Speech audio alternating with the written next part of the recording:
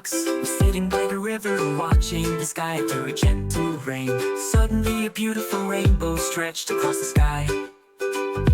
Oh, how lovely, thought little fox. I wish I could give the rainbow a gift to show how much I admire it.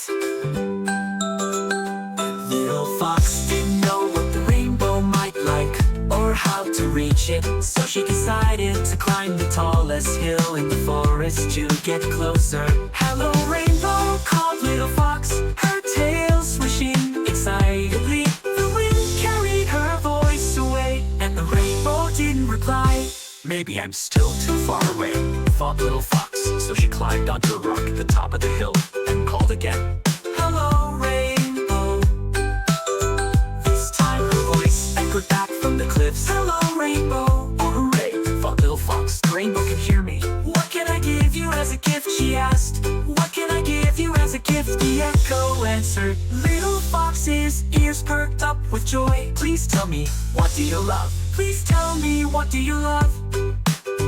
I love colors, said little fox. I love colors, echoed the voice. Oh how perfect, thought little fox, now I know just what to do.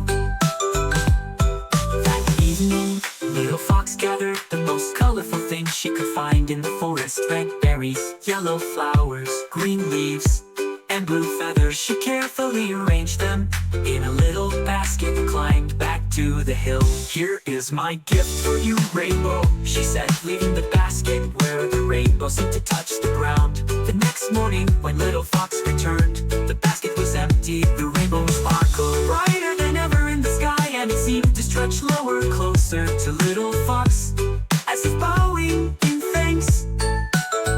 You liked my gift, called little fox happily. You liked my gift, echoed the cliffs. From then on, every time it rained and the sun peeked out, the rainbow would appear, arching gracefully across the sky. Little fox always waved, knowing that the rainbow was smiling down, remembering her gift. And every time little fox saw the rainbow, she'd whisper, I love you, rainbow, rainbow. And the echo would softly reply, I love you, rainbow.